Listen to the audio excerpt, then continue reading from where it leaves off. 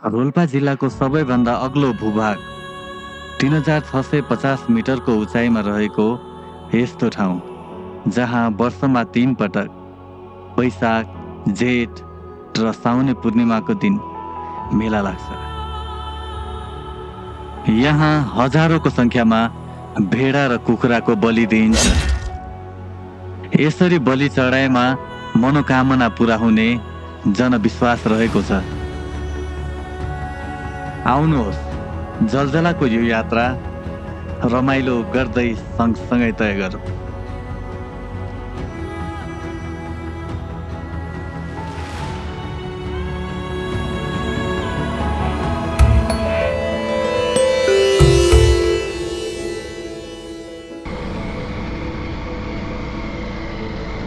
Hello, हामी चाहिँ हाम्रो यात्रा चाहिँ सल्यान हुँदै रोल्पा जलजला भन्ने ठाउँमा।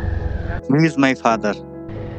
अनि उहाँ चाहिँ धेरै लामो बसाइपछि विदेशबाट फर्किनु भएको हो। मेरो सोच थियो बुवासँग एकपटक कतै घुम्न जाने। टाढा त जान सकिएन, तर जहाँ सकिन्छ त्यहाँ चाहिँ मैले लगेर गएँ।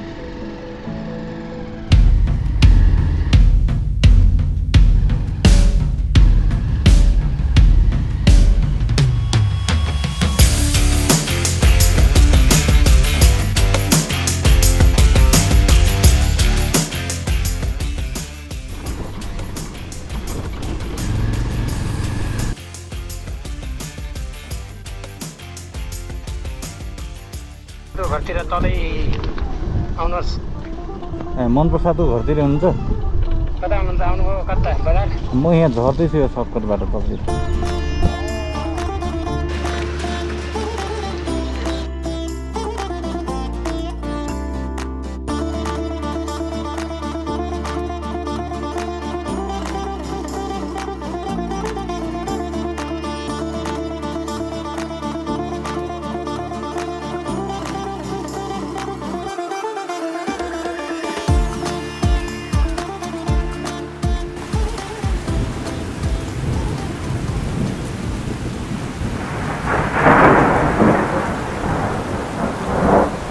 अहिलेसम्म सफा रहेको आकाशबाट एक्कासी पानीका छिटाहरू खस्न थाले।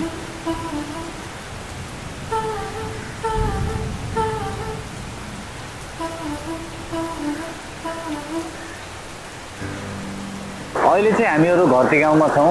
मेरो साथी मानप्रसादको घरमा छु म अहिले।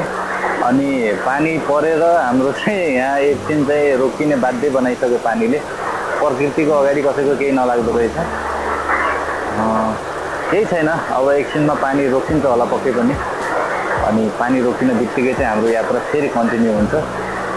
सो अब पर्खिरहेको छौँ हामी, कति बेला पानी फाट्ने हो अनि हामी चाहिँ हिँड्ने हो। गाइज, पानी चाहिँ रोकिने नामै लिएन, त्यही भएर बिस्तारै बिस्तारै भए पनि हामी चाहिँ हिँड्ने कुरो भयो। ल अब चाहिँ हिँडौँ। यात्रा उल्टो मुख लाउनु पर्छ।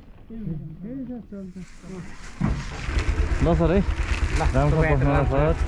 राम्रोसँग जानु होला। शुभयात्रा। जलजलाको राम्रो राम्रो फोटाहरू खिच्नु होला। ल मौसम पनि राम्रो छ। ल अहिले अहिले ल सर, आउँदै भेटौँ है।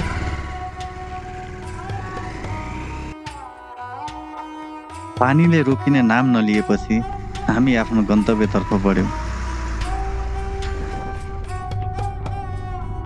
कहीँ खाडलभरि पानी थियो भने कहीँ बाटो चिप्लो थियो, कहीँ ढुङ्गा मात्र थिए। तर हामीले यात्रा निरन्तर जारी राख्यौँ। थबाङ पुग्दा रात पर्न लागिसकेको थियो। हजारौंको संख्यामा तीर्थालुहरू जलजला आउने भएकाले थबाङमा होटेल पाउन एकदमै गाह्रो हुन्छ।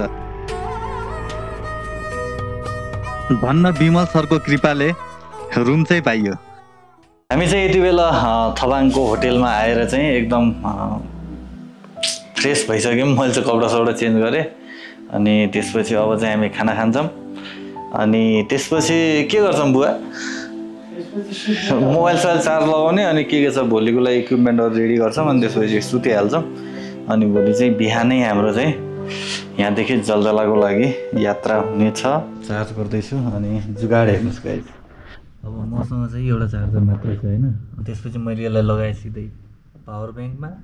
अनि पावर ब्याङ्कदेखि एउटा मोबाइल चार्ज भइरहेछ, अर्को चाहिँ यो ड्रोनको ब्याट्री। अनि एकछिनमा फेरि मैले यो गोप्रो पनि चार्ज गर्छु। यसलाई भन्छन् जुगाड। अब अप्ठ्यारोको बेलामा त होइन, किनकि आइडिया त लाउनु पऱ्यो। अनि दिस इज कल्ड आइडिया। अब यसपछि चाहिँ यो चार्ज भयो भने अनि फेरि यसको अनि क्यामेरा पनि यहाँ यसमा चाहिँ चार्ज छ, यसको अर्को ब्याट्री एकछिनमा चार्ज गर्छु। यहाँ चाहिँ समस्या के रहेछ भनेपछि सोलरदेखि हो अरे यहाँ चाहिँ बत्ती आएको होइन। अनि त्यही भएर 10देखि 11 बजेको बिचमा चाहिँ बत्ती गयो भने अनि त्यसपछि आउने भनेको अर्को दिन भोलि दिउँसोतिर बत्ती आउने रहेछ। अनि त्यही भएर चार्ज गर्नु पऱ्यो भनेर म चाहिँ खाना माथि गएको थिएँ। माथि गएको मान्छे चाहिँ हतार दौडेर तल आएँ, किनभने पहिले त यो चार्ज हुनु पऱ्यो। यो भएन भने त भोलि हाम्रो त्यहाँ गएको अस्तित्व नै भएन। अनि त्यही भएर चाहिँ म चार्ज गर्दैछु। अनि अब म माथि कुद्छु, चार्ज यहाँ भइरहेको छ। त्यही हो।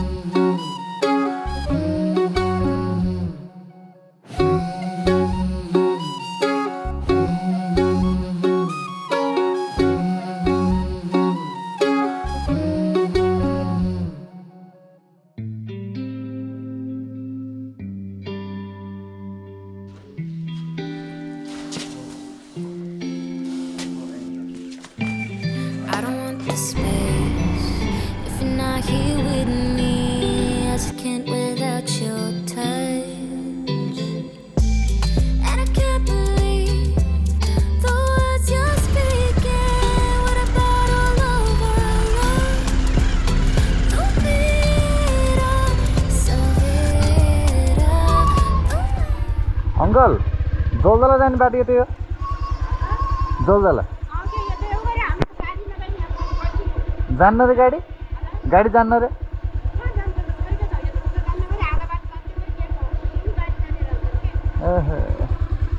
अब तपाईँहरू त यताबाट हिँड्ने भयो, त्यसो भए यताबाट हिँड्ने भयो होइन?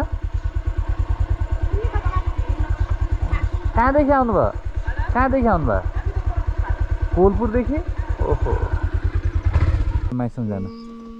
अब तपाईँहरू त्यही हो, आरामसँग जाँदाखेरि आधी घन्टा लाग्छ। माथिसम्म जान्छ, त्यहाँ मात्रै अलिकति मात्रै हिँड्नु पर्छ, 1300 हिँड्नुपर्छ। तेर्सो मात्रै हिँड्नुपर्ने हो? 1300 हिँड्नु आरामसँग जानुहुन्छ। म पनि छोड्न गएको थिएँ। के हुन्छ केटीहरू के हुन्छ, हामी मेला हेर्न जान्छौँ भने स्थानीय व्यक्तिहरूसँग बुझ्दा बाटोको अवस्था एकदमै खराब भए पनि जलजलाको नजिकसम्म पुग्न सकिने रहेछ। ट्र्याक नयाँ र पहिरो जान सक्ने अवस्था भएकोले बर्खाको समयमा यदि जलजला ट्रेक गर्दै हुनुहुन्छ भने यो बाटोको बारेमा बुझेर मात्र अगाडि बढ्नुहोला। कस्तो भइरहेछ यात्रा बुवा? एकदम राम्रो भइरहेछ। हाम्रो टोलीको रहेछ भर्खर यहाँ पुगेर बसेर अलिअलि भिडियो खिच्दै हिँड्दा। अब बाटो अघि जान्छ नि म्याक्सम्म? नाइ त्यही पनि ल्याउनु भयो तपाईँले, माने मैले।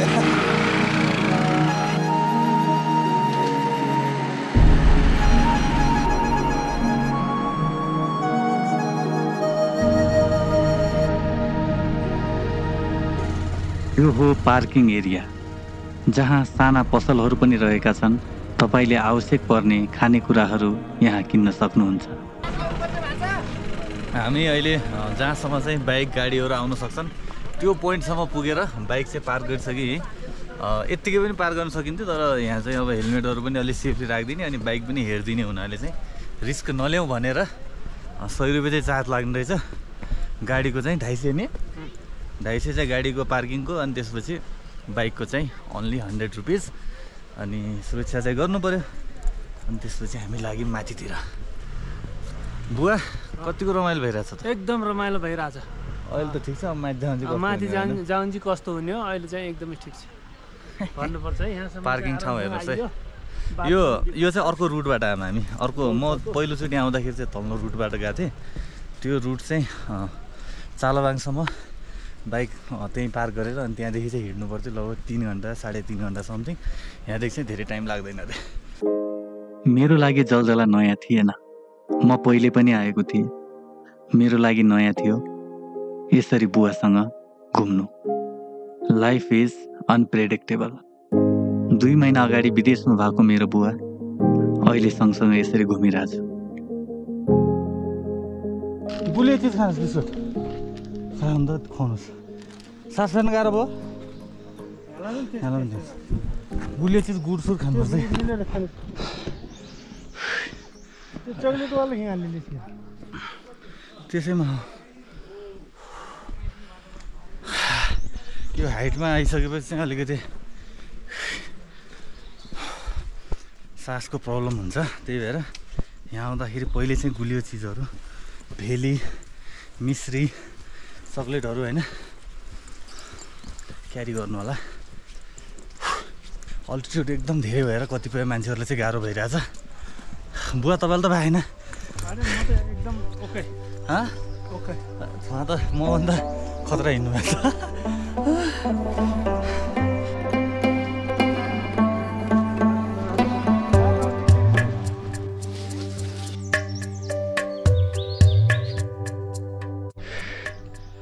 फाइनली आइसक्यौँ हामी जलदेलामा अब अगाडि जान्छौँ मान्छे यहाँबाट त धेरै देखिनुहुन्न अगाडि मन्दिरतिर चाहिँ पक्कै पनि रमाइलो होला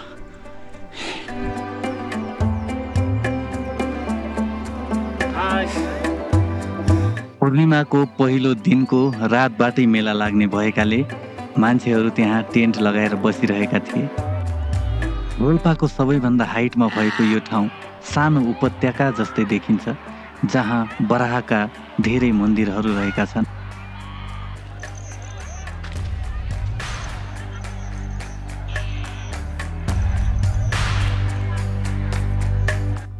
यो ठाउँ र परिवेशलाई हेर्दा मलाई वाइकिङ सिरिजको याद आयो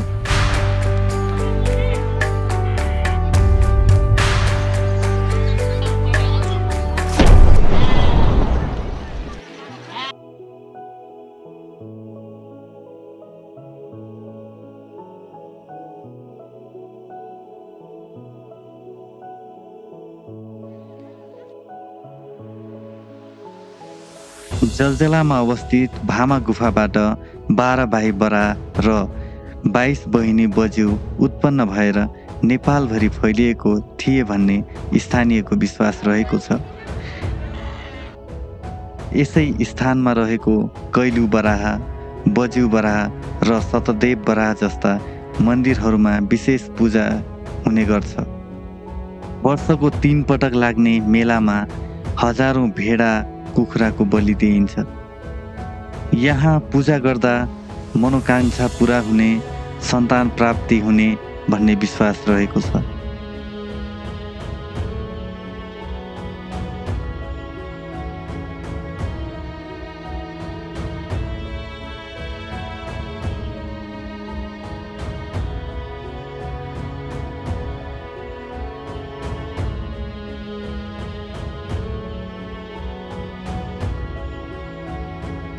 हरियो घाँसी मैदानमा फुलेका यी विभिन्न किसिमका बुकी फुलहरूले छन् जलजलाको सुन्दरता बढाउनमा ठुलो भूमिका खेलेको छ